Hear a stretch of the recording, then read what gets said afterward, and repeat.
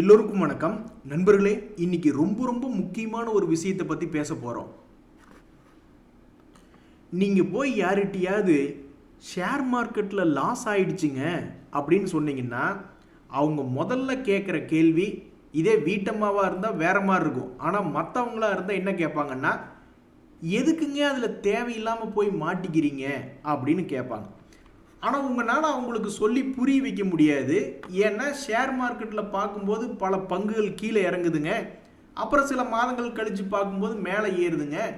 அந்த கேப்பில் இந்த கவுண்டமணி அவர்கள் சொல்கிற மாதிரி 2 லைட்டு தெரியுதுங்க, இந்த 2 லைட்டுக்கு நடுவில் போய் அப்படியே வீட்டுக்கு போய் சேர்ந்துடலான்னு பார்த்தங்க அப்படின்னு சொல்கிற மாதிரி, வாங்கினதுக்கப்புறம் மேலே வந்துச்சுன்னா பிடிச்சி வித்துட்டு லாபம் பண்ணிடலான்னு தாங்க நான் ஷேர் மார்க்கெட்டுக்குள்ளே போனேன். ஒரு நாளைக்கே அல்லது ஒரு மாதத்துக்கே வந்து ஈஸியாக 5% இறங்கி அல்லது 10% இறங்கி 20% ஏறி ஏதாவது ஒன்று பண்ணிக்கிட்டு இருப்பானுங்க. அதுக்குள்ளே பூந்து வெளியே வந்துடலான்ட்டு தாங்க போனேன். கடைசியில் நஷ்டம் ஆயிடுச்சுங்க அப்படின்னு நம்ம அந்த ஷேர் மார்க்கெட்டில் இருக்கக்கூடிய பொட்டன்ஷியலை அவங்களுக்கு சொல்லி புரிய வைக்க முடியாது. அப்போ நம்மளை நாமளே என்ன கேள்வி கேட்டுக்கணும்னா, எதுக்கு தேவையில்லாத விஷயத்தில் போய் கையை வச்சோம்?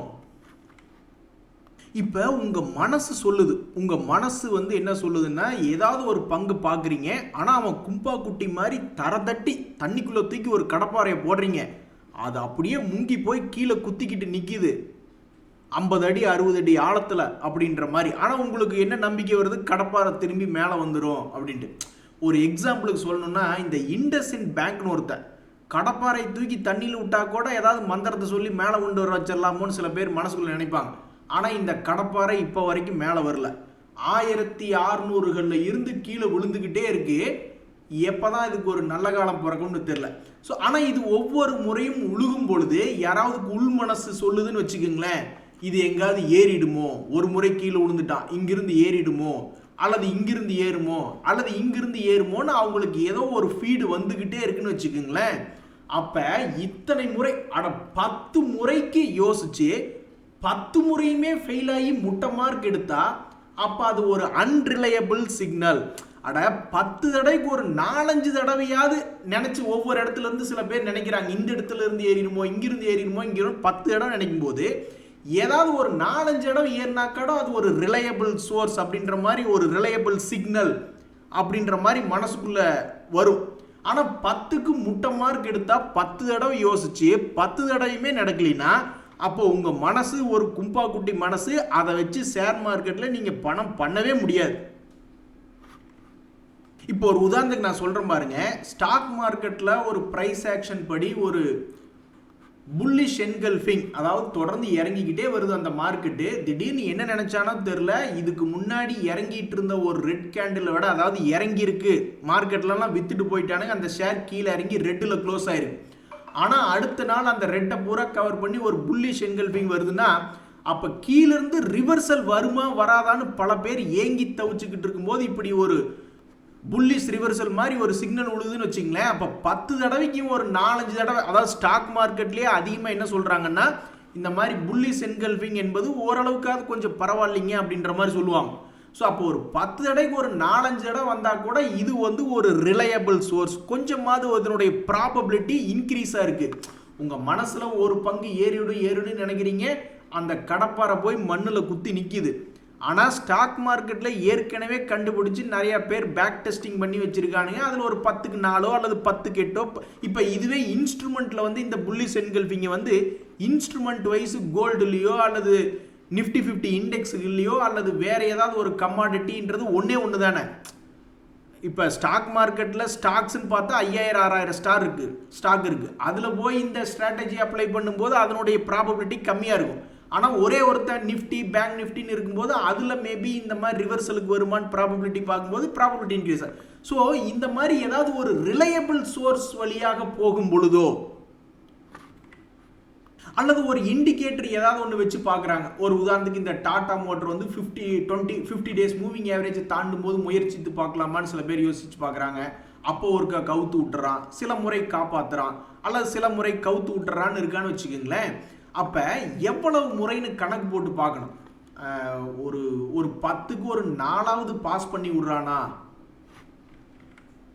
அப்படி 4 தடவை பாஸ் பண்ணி விட்டு ரிஸ்க் ரேஷியோ படி ரிஸ்க் ரிவார்டு படி 4க்கு 2 தடவை எடுத்து ஒரு 8 மார்க் எடுக்கிறான், அல்லது மீதி இருக்கிற ஒரு 6மே ஃபெயிலியர் ஆகுது, அதனுடைய ரிஸ்க் வெயிட்டேஜ் படி அதுக்கு ரிஸ்க் வந்து ஒரு 1 டைம்ஸ் அப்படின்னு போகுது, அப்போ 6 போகுது, அப்போ +8 -6 அப்படின்னா அப்புறம் எப்படி பார்த்தாலும் +2ன்னு ஒரு பாஸ் மார்க்காவது வாங்குறானா அந்த இண்டிகேட்டரு. அப்போ பாஸ் மார்க் வாங்கினா தானே அது ஒரு ரிலையபிள். அப்போ இத்தனை நாள் ஸ்டாக் மார்க்கெட்டில் ஏன் லாஸ் ஆச்சு, இவ்வளவு வாலட்டிலிட்டி, இதில் ஏதாவது சம்பாதிக்கலான்னு மனசு தோணுது. ஆனால் எந்த ஒரு சோர்ஸில் போயும் நம்மளுக்கு நஷ்டம் தான் வந்திருக்குன்னா அப்போ அந்த சோர்ஸை எதுக்கு நம்பணும்? சரி, இப்போ இந்த நியூஸில் பாருங்க, அதாவது இந்த மாதிரி உங்கள் மனசுலேயே தோன்றது ஒரு விஷயம், அது ஒர்க் அவுட் ஆகுதா இல்லையா அப்படின்றது ரெண்டாவது. ஸோ உங்கள் மனசில் சொல்கிற இண்டிகேட்டர் சிக்னல் வந்து ஒர்க் ஆகலை, உங்கள் சிக்னல் மனசுக்குள்ளே சொல்கிறது இங்கிருந்து திரும்புமோன்னு நினைக்கிறீங்க, பணத்தை போடுறீங்க, அதுவும் ஒர்க் ஆகலை, 10க்கு முட்டை மார்க் வாங்குறீங்க. அடுத்தது இண்டிகேட்டர்களின் படி அல்லது வேறு ஏதாவது ப்ரைஸ் ஆக்ஷன் படி பண்ணுறீங்க, அதில் ஏதாவது ஒரு 10க்கு 4 வந்துச்சுன்னா கூட பரவாயில்ல. இல்லை அந்த இண்டிகேட்டர், ஏன்னா ஒரு இண்டிகேட்டர் தான் இருக்குது உலகத்தில், அதுவும் கிட்டத்தட்ட 50-60 இண்டிகேட்டருக்கு மேலே இருக்குது, அப்படி உபயோகப்படுத்தி அதுலேயும் 10க்கு 0 தான் வருது. நியூஸ் எல்லாம் சில பேர் யூஸ் பண்ணுவாங்க, அதாவது ஏதாவது ஒரு சிக்னல் கிடைக்குதா நியூஸ்னு. இப்போ அந்த நியூஸ்லேயே பார்த்தீங்கன்னா ஏதாவது இந்த ஜிஎம்டிசி அப்படின்னு ஒன்று நியூஸ் வந்துச்சு, இந்த மாதிரி கவர்மெண்ட்டிலிருந்து ரேர் எர்த் மெட்டீரியலுக்கு ஏதாவது ஒன்று பண்ணணும்னு பார்த்துக்கிட்டு இருக்காங்கன்னு அந்த நியூஸை வச்சுக்கிட்டு அவன் ஏறினான். அதே மாதிரி இந்த நெட் வெப் அப்படின்லாம் மிகப்பெரிய ஒரு ஆர்டர் கிடைச்சிருக்கு. இப்போ கூட எல்என்டி வந்து பெரிய அளவில் ஏறாமல் கிட்டத்தட்ட 288 நாள் தன்னுடைய பழைய ஹையை வந்து தொடவே இல்லை. ஆனால் கடைசியில் பார்த்தோம்னா இப்போ சமீபத்தில் நிறைய நியூஸ் வந்துக்கிட்டே இருந்தது, ஏதோ ஆர்டர் ரிலேட்டடாக அவங்களுக்கு ஆர்டர் கிடைச்சிக்கிட்டே இருக்குன்ற நியூஸ் வந்துச்சு. அப்புறம் அப்படி இப்படின்னு பார்க்கல தன்னுடைய பழைய ஹை 288 நாளினுடைய ஹை பக்கத்தில் வந்து ட்ரேட் ஆகிட்டு இருக்கான். ஆனால் இப்போ இந்த ஐடியா ஷேரில் பார்த்தீங்கன்னா அதுலேயும் ஏதாவது ஒரு நியூஸ் வரும், ஆனால் அது ரிலையபிள் சிக்னலாக எத்தனை நியூஸ் வருது, எல்லா ஷேரத்துக்கு விட இந்த ஐடியா ஷேருக்கு தான் அதிகமாக நியூஸை மீடியாக்களில் விடுவாங்க. அப்புறம் ஏதாவது கோர்ட்டில் ஹியரிங் வருது அப்படின்னு சொன்னால் கூட, ஹியரிங் உனக்கு மட்டும்தான் வருதா, எத்தனை விவாகரத்து கேஸுக்கு வருது ஹியரிங், டெய்லி ஒரு நாளைக்கு எத்தனை ஹியரிங் கேஸ் வருது. இருந்தாலும் ஸ்டாக் மார்க்கெட்டில் ஏதாவது ஒரு நியூஸை சொல்லி அதை ஏற்றுறது இறக்குறது என்னத்தையாவது ஒன்று பண்ணுவாங்க. ஸோ அப்போ அதில் ஏதாவது அது அன்ரிலையபிள் சிக்னல் தானே. நியூஸுகள்லேயே பலதரப்பட்ட நியூஸ்கள் இருக்கும்போது அப்போ ஸ்பிளிட்டு, போனஸு, இந்த மாதிரி ஆர்டர் பெரிய ஆர்டராக கிடைச்சிருக்கு, சிக்னிஃபிகண்ட் ஆர்டர் கிடைச்சிருக்கு, லேண்ட்மார்க் ஆர்டர் கிடைச்சிருக்கு அப்படின்றதெல்லாம் தானே அதில் ஒரு ரிலையபிள் சோர்ஸ். மற்றபடி அங்கே ஹியரிங் வருது, இங்கே ஹியரிங் வருது, அவன் இதை பண்ணான்னு வந்ததுன்னா அது எப்படி ஒரு. ஸோ நண்பர்களே, நீங்கள் இந்த அன்ரிலையபிள் நம்ப முடியாத சிக்னல்கள் இருந்து நீங்கள் முதல்ல வெளியே வந்தீங்கன்னாவே ஸ்டாக் மார்க்கெட்டில் ஓரளவுக்கு ஜெயிச்சு வந்துடலாம். ஸோ நீங்கள் தான் 4-5 வருஷமாக ட்ரேட் பண்ணியிருப்பீங்க அல்லது இன்வெஸ்ட்மெண்ட் பண்ணியிருப்பீங்க, உங்களோட எக்ஸ்பீரியன்ஸில் உங்களுக்கு எது ஒர்க் அவுட் ஆச்சு, உங்களுக்கு ரிலையபிள் சிக்னல் என்னன்னு நீங்கள் தான் எடுக்கணும். ஒரு உதாரணத்துக்கு இப்படி போயிட்டு இருந்தது தம்பி, மறுபடி பழைய லோவே வந்தான், சரின்னு சொல்லி எடுத்து பார்த்தா காப்பாற்றி விட்டுட்டான். இப்போ கூட எனக்கு ஒரு ஞாபகம் வருது, 5 ஸ்டார்னு ஒருத்தன், அவன் வந்து இப்படியே 5 தடவை இறங்கி ஏறி 5 தடவை பண்ணிக்கிட்டு இருந்தான். அப்புறம் 6வது தடவை என்ன நினச்சானோ டாங்கின்னு கீழே போயிட்டான். பட் இருந்தாலும் இதுக்கு முன்னாடி வந்து ஒரு 4-5 தடவை காப்பாற்றுறான்னு வச்சிங்களேன். சில பேர்லாம் சொல்லுவாங்க, என்னுடைய ஒரே ஸ்ட்ராட்டஜி இந்த மாதிரி ஏதாவது டபுள் பாட்டம் கீது வருமோன்னு எதிர்பார்த்து உள்ளே இறங்குறதாங்க அப்படின்னு. அப்போ அவர் அது வந்து ஒரு 4 தடவை காப்பாற்றி, 10 அட்டம்ப்ட்டுக்கு 4 தடவை காப்பாற்றி விட்டு அந்த ரிவார்டுங்கிறது 2ஆக பிடிச்சி ரிஸ்க்கை ஒன்றா பிடிச்சா கூட அவர் நெட்டுக்கு ஒரு மாதிரி ரிலையபிளாக வெளியே வந்துடுவார். ஸோ ஒவ்வொருத்தருக்கு என்ன ஒர்க் ஆகுது, நியூஸில் பொறுத்த வரைக்கும் என்ன ஒர்க் ஆச்சு, சிக்னல் இண்டிகேட்டரில் ஒரு உதாரணத்துக்கு நான் சொல்லணும்னு வச்சுங்களேன், நீங்கள் என்ன கேட்குறீங்க அப்படின்னா, ஒரு உதாரணத்துக்கு பழைய சார்ட்டுகளெல்லாம் அனலைஸ் பண்ணி பார்த்தோம்னா இந்த மாதிரி புல்லிஷ் என்கல்ஃபிங் ஒரு லோ ரேட்லேருந்து ஏதாவது சக்ஸஸ்ஃபுல்லாக எவனாவது திரும்புவானா அப்படின்னு கணிக்கிறதுக்கு இந்த மாதிரி லோ ரேஞ்சில் ஏதாவது புல்லிஷ் என்கல்ஃபிங் போட்டு ஏதாவது ரிவர்சல் வர்றானா அந்த மாதிரி பார்க்குறது, அல்லது ஒவ்வொரு இருக்கிறதுலே உச்சத்திலிருந்து ஒரு 20% இறங்குறான் அல்லது 40% இறங்குறான் அல்லது 60% அல்லது 80%. ஸோ பணத்தை பிரித்து வச்சுக்கிட்டு ஒவ்வொரு சப்போர்ட்லேருந்து ஏறுவானா அப்படின்னு எதிர்பார்க்கறது. இப்போ ஒரு உதாரணத்துக்கு இந்த டாடா மோட்டரே தன்னுடைய சமீபத்தினுடைய ஹையிலிருந்து 40% சரியாக இறங்கி கிடக்கிறான், 40% கும்பா. அப்போ இந்த 40%லேருந்து ஏதாவது ரிவர்சல் வருமா அப்படின்னு சில பேர் யோசிச்சு பார்க்கறது, அல்லது 40 ஏர்லையா அடுத்து இந்த உச்சத்திலிருந்து அடுத்தது 60% அல்லது அடுத்தது 80%லிருந்து. ஒரு உதாரணத்துக்கு இப்போ 40% இறங்கியிருக்கான்னா 672 ரூபா, இங்கிருந்து ஏதாவது திரும்புறானா இல்லை. சரி, அப்போ அங்கிருந்து ஏதாவது ஒரு 60%ங்கிறது 450 ரேஞ்சு கிட்ட போகல, அங்கிருந்து இது ஏதாவது திரும்புவானா இல்லை. அல்லது அங்கிருந்து 80% கீழே போய் ஒரு 250 300 அப்படிக்கு இது போய் அங்கிருந்து இது திரும்புவானான்னு ஒவ்வொரு இடத்துலையும் யோசிச்சு பார்த்துட்டு அந்த சிக்னல் இதுக்கு முன்னாடி ஒர்க் அவுட் ஆயிருக்கா பல பங்குகளில் அப்படின்ற மாதிரி யோசிச்சு. ஸோ இந்த மாதிரி உங்களோட எக்ஸ்பீரியன்ஸில் என்னன்றதை யோசிச்சு பார்க்கணும். ஸோ இண்டிகேட்டர்களை பொறுத்த வரைக்கும் நான் இந்த மாதிரி பார்த்துருக்கேன். பர்சன்டேஜ் பேசிஸில் இப்படி இறங்கி ஏதாவது திரும்புமா ரிவர்சல் வருமா அப்படின்னு இந்த மாதிரி நான் பார்த்துருக்கேன். அதே மாதிரி இண்டிகேட்டர்களை பொறுத்த வரைக்கும் 200 டேஸ் மூவிங் ஆவரேஜ் தாண்டும் பொழுதோ அல்லது வேற ஏதாவது MACD போன்ற இண்டிகேட்டர்கள் ஏதாவது உதவி செய்யுமா அப்படின்ற மாதிரிலாம் பார்த்துக்கிட்டு இருக்கேன்னு வச்சுங்களேன். இதில் நியூஸ் அப்படின்றத பொறுத்த வரைக்கும் ஆர்டர் ரிலேட்டடாக சிக்னிஃபிகண்ட் ஆர்டர் கிடைச்சிருக்கு அல்லது ஒரு லேண்ட்மார்க் ஆர்டர் கிடைச்சிருக்கு அப்படின்னா அந்த ஆர்டர் அல்லது ஆர்டர் புக்கு வந்து கண்ணா பின்னான் இருக்கு, இன்னும் 5 வருஷம் ஆகும் இருக்கிற ஆர்டரை டெலிவரி பண்ணுறக்கே அப்படின்ற மாதிரிலாம் ஒரு 10 நியூஸ் வருதுன்னா 10க்கு எத்தனை பேர் ஓடுறானுங்க அப்படின்னு நான் பார்த்துருக்கேன். நான் பார்த்ததுலேயே லேண்ட்மார்க் ஆர்டர் பெரிய ஆர்டர் புக் இருக்குது அப்படின்லாம் படித்தது இந்த BL அப்படின்னு ஒரு ஷேர், பாரத் எலக்ட்ரானிக்ஸ்னு ஒரு ஷேரில் பார்த்துருந்தேன், LNT அப்படின்ற ஒரு ஷேரில் பார்த்துருந்தேன்.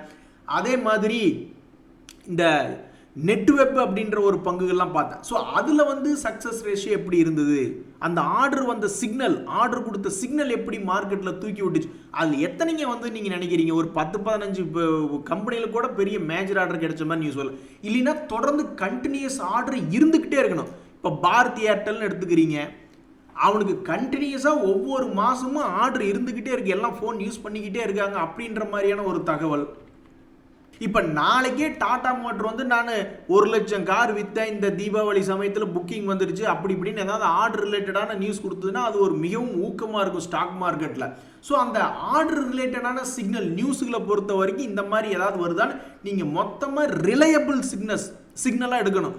ஒரு கும்பாக்குட்டி சிக்னல் உங்கள் மனசில் எனக்கு தோணுச்சிங்க, அவன் இறங்கிட்டே இருந்தால் ஒரு க்ரீன் கேண்டில் போட்டுச்சிங்க, அவன் ஏறிடுவான்னு நீங்கள் நினச்சிட்டு இருந்தாங்க, அல்லது இன்னைக்கு காலையில் எந்திரிச்சு பார்க்கல 1% ப்ளஸில் ட்ரேட் ஆகிட்டு இருந்தால் ஒரு 20% இறங்கி ஏறிச்சு அப்படின்னு நினச்சிட்டு இருந்தீங்கன்னா அவன் ஒரு பச்சையை போட்டுட்டு பின்னாடி ஒரு 20 சிகப்பி அனுப்புவான், அப்படியே வரிசையாக ரெட்டாக அனுப்புவான். ஒரு உதாரணத்துக்கு இந்த கர்நாடகா பேங்க் பாருங்க, அது இறங்கிட்டு இருக்கும்போது திடீர்னு ஒரு பச்சையை பார்த்தோன்னே ஓ இது ஏறிடுமோன்னு உங்கள் மனசு நினச்சிதுன்னா அது ஒரு கும்பா மனசு அப்படின்றது கொஞ்ச நாள் கழித்து தான் தெரிய வரும். ஏன்னா அவன் வரிசையாக பல சிகப்பிகளை பின்னாடி விட்டுக்கிட்டு உங்களுடைய மனசில் கத்தி விட்டு ஆட்டிக்கிட்டு இருப்பான். இங்கே பார்த்தீங்களா, ஒரு பச்சை விழுந்ததுக்கப்புறம் பின்னாடி பல சிகப்பிகள். ஆனால் இதுவே நீங்கள் உங்களுடைய ரிலையபிள் சோர்ஸ், ஒரு உதாரணத்துக்கு ஏதாவது கொஞ்சமாவது இம்ப்ரூவ்டு ஏதாவது டபுள் பாட்டம் கீது வந்து உழுகும் பொழுதோ அல்லது ஏதாவது ஒரு புல்லிஷ் என்கல்விங் மாதிரி ஏதாவது போடுறானா அப்படின்ற மாதிரி ஏதாவது யோசிச்சு பார்க்குறீங்கன்னு வச்சுங்களேன். ஒரு உதாரணத்துக்கு இந்த கர்நாடகா பேங்க் என்பது சரிஞ்சு வந்துக்கிட்டே இருந்தான். அப்படி சரிஞ்சு வந்துக்கிட்டே இருக்கையில் ஒரு முறை என்ன பண்ணான்னா அவனுடைய டபுள் பாட்டம் ரேஞ்ச் ஒரு முறை கீழே வந்து விழுந்தான். அப்புறம் அங்கிருந்து என்ன நினச்சேன்னா சரி சிகப்பியாகவே இருக்குது கொஞ்சம் ஏறி பார்ப்போமே அப்படின்ற மாதிரி அங்கிருந்து ஒரு முறை லேசாக அப்புறம் ஏறி பார்த்தான். அதே மாதிரி தான் இப்போ இந்த கர்நாடகா பேங்க் வந்து இன்னொரு வகையை அதாவது சில பேர் யோசிச்சு பார்ப்பாங்க, தன்னுடைய உச்சத்திலிருந்து ஒரு 40% இப்போ இறங்கிட்டான், ஒன்றா இங்கிருந்து ஏறினாலும் சரிதான், அல்லது இன்னொரு 60% இறங்கட்டும், ஒரு 120 வரட்டும், அல்லது ஒரு 80% கூட இறங்கி ஒரு 60-70 ரூபா கூட வரட்டும், அப்புறம் அங்கிருந்து திரும்புவானா அப்படின்ற மாதிரி யோசிச்சு பார்த்து பணத்தை பிரித்து வச்சு போட்டு பார்ப்பாங்க. ஸோ நீங்கள் இப்படியெல்லாம் யோசித்து உங்களுடைய கடந்த கால வாழ்க்கையில் இருக்கக்கூடிய தவறுகளை திருத்திக்கிட்டிங்கன்னா தான் நாளைக்கு யாராவது இப்படி கேட்டவங்கெல்லாம் அப்படியே மாற்றி கேட்பாங்க. ஷேர் மார்க்கெட்டில் ஏன் தம்பி போனேன் அப்படின்னு கேட்குறக்கு பொதுவாக எப்படி தம்பி ஷேர் மார்க்கெட்டில் ஜெயிச்சிங்க அப்படின்ற மாதிரி திருப்பி கேட்பாங்க.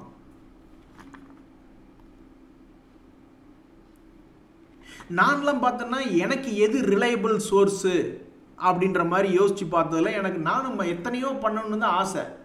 இன்ட்ராடே பண்ணணும், ஸ்விங் ட்ரேடிங் பண்ணணும், ஷார்ட் டேர்ம் ட்ரேடிங் பண்ணணும், லாங் டேர்ம் இன்வெஸ்ட்மெண்ட் பண்ணணும், எல்லாத்துலேயும் கோடியாக சம்பாதிக்கணும்னு ஆசை. ஆனால் ஃபஸ்ட்டு வந்து பேஸ்மெண்ட் வந்து ஸ்ட்ராங்காக இருந்துட்டா அதுக்கு மேலே நம்ம என்ன வேணாலும் பண்ணலாம் அப்படின்ற மாதிரி ஃபஸ்ட்டு ஸ்டாக் மார்க்கெட்டுக்குள்ளே எனக்கு எது உதவுச்சு அப்படின்னு எனக்கு என்ன ஒரு இன்ஃபர்மேஷன் உதவுது அப்படின்னு பார்த்தோம்னா இந்த டிவிடெண்ட் தரக்கூடிய பங்குகள் எடுத்து வச்சுக்கிட்டா அது ஸ்டாக் மார்க்கெட்டில் இறங்கினாலும் கடைசிக்கு டிவிடெண்டாக அது வந்துக்கிட்டு இருக்குமே அப்படின்னு அப்படி ஒரு தடவை யோசித்து பார்த்தேன். ஸோ அந்த சிக்னல் எனக்கு ஒரு மாதிரி உதவி செஞ்சுக்கிட்டு இருக்கும்போது அதை கொஞ்சம் கொஞ்சமாக பில்டப் பண்ணிவிட்டு அதுக்கப்புறம் தான் இந்த அதுக்கடுத்தது ரிலையபிள் எது அப்படின்னு பார்த்தோம்னா இந்த நிஃப்டி 50 இண்டெக்ஸுகளே ஓரளவுக்கு ஸ்ட்ராங்காக இருக்குன்னா அப்போ அதுக்கடுத்தது அது மேலே பில்ட் பண்ணிவிட்டு எப்படி வேணாலும் போகலாம் அப்படின்ற முடிவில் எனக்கு வந்து அது ஒரு ரிலையபிள். ஸோ உங்களுடைய ஸ்டாக் மார்க்கெட்டினுடைய வாழ்க்கை இப்போ சில பேர் 4-5 வருஷம் பண்ணியிருப்பீங்க, 1 வருஷம் பண்ணியிருப்பீங்க. உங்களுக்கு எது ரிலையபிளாக உதவி செஞ்சு லாபம் பண்ணுறதுக்கு உதவி செஞ்சுது? இந்த 3ல் தான் ஏதாவது ஒரு கேட்டகரியில் வரணும். அதை தவிர்த்து வேறு வாய்ப்பே இல்லை. ஒன்றா உங்கள் மனசு சொல்லியிருக்கணும், அல்லது எங்காவது பார்த்து படிக்கல உங்களுடைய மனசே வந்து ஸ்ட்ராங்காக ஏதாவது சொல்லணும், இல்லைன்னா 2வது இண்டிகேட்டரில் வச்சு, இல்லைன்னா 3வது நியூஸில் வச்சு. ஸோ உங்களுக்கு எது உதவி செஞ்சுது அப்படின்றத கமெண்ட் பண்ணிங்கன்னா எத்தனையோ பேர் கோடானு கோடிக்கு உதவிகரமாக இருக்கும். நான் என்னுடைய எக்ஸ்பீரியன்ஸில் என்ன அப்படின்றத நான் தெளிவுபடுத்திட்டேன்.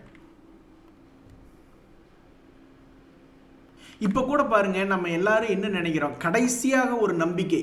இப்போ இந்த நிஃப்டி 50 நம்மளுக்கு மிகப்பெரிய, அதாவது உச்சத்தில் இருக்கும்போதே நம்மளுக்கு தொந்தரவு கொடுக்குதுன்னா, அப்போ இந்த 200 டேஸ் மூவிங் ஆவரேஜ் கீழே போயிட்டான்னா கிட்டத்தட்ட ஒரு 6 மாதத்துக்கு முன்னாடி நினைக்கிறேன், அப்படியே எல்லாம் நடுங்கிட்டு உட்காந்துக்கிட்டு இருந்தோம். அடே என்னடா போர்ட்ஃபோலியோலாம் 40-50% மேலே கிழிஞ்சு தொங்குது, நிஃப்டியே வந்து 200 டேஸ் மூவிங் ஆவரேஜ் கீழே ஒரு பியர் மார்க்கெட்டில் சுற்றிக்கிட்டு இருக்கானே, என்னடா நடக்குது இங்கே அப்படின்ற மாதிரி எல்லாம் பயந்துக்கிட்டு இருந்தோம் இல்லையா? அப்போ அதே மாதிரி இப்போவும் ஒரு கடைசி நம்பிக்கை என்ன அப்படின்ற மாதிரி பார்த்துக்கிட்டு இருக்கீங்கள.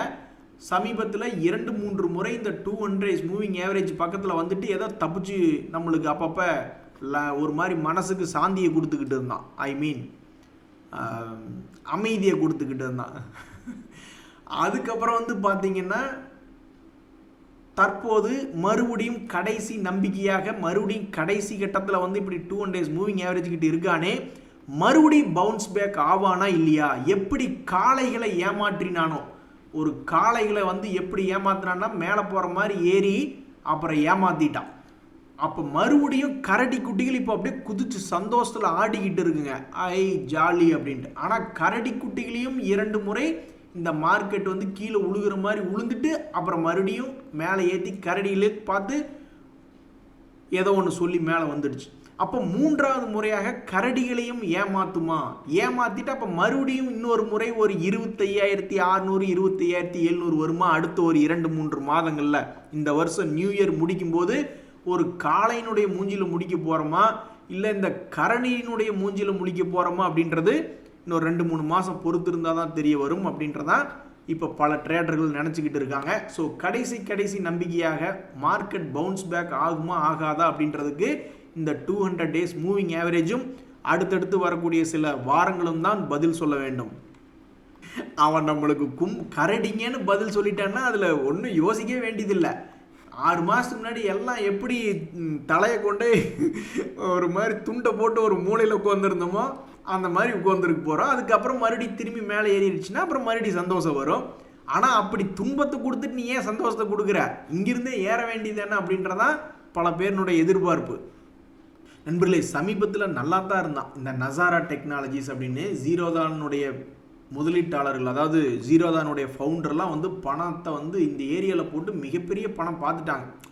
அவங்களுக்கு அவங்களோட இன்வெஸ்ட்மெண்ட் எப்படி, அவங்கெல்லாம் நம்மளை மாதிரி வாங்கி வைக்கக்கூடிய ஆட்கள் கிடையாது, அவங்க இன்வெஸ்ட்மெண்ட் பண்ணியிருந்தாங்க. அந்த இன்வெஸ்ட்மெண்ட்டுக்கு அப்புறம் தன்னுடைய ஒரு 2022களில் என்ன ஹை இருந்தானோ அந்த ஹையே திருப்பி பிடிச்சிட்டான். கிட்டத்தட்ட 100%க்கு மேலே ஏறி ஆல்மோஸ்ட் கணக்கு போட்டு பார்த்தீங்கன்னு வச்சுங்க, 120 ரூபா எங்கே 360 ரூபா எங்கே 2 டைம்ஸ் பக்கம் ஏறி இருக்கான். 100 கோடிங்க பணம், கிட்டத்தட்ட 100 கோடி 2023 2024களில் பணத்தை போட்டிருக்காங்க.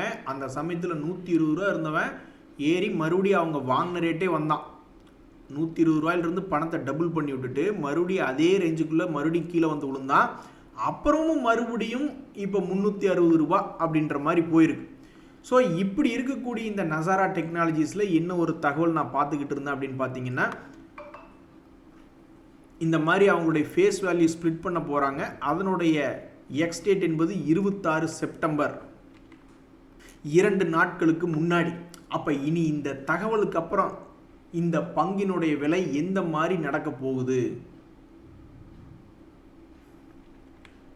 ஸோ இந்த முடிஞ்சு போன ஸ்பிளிட் சம்பவத்துக்கு பிறகு இதனுடைய எதிர்காலம் எப்படி இருக்கும், இந்த இடத்துலேருந்து மறுபடியும் பெருசாக மேலே போக போகிறானா அல்லது மறுபடியும் கீழே விழுவானா அப்படின்றது ரொம்ப கேள்விக்குறியாக இருக்குது. நன்றி, வணக்கம்.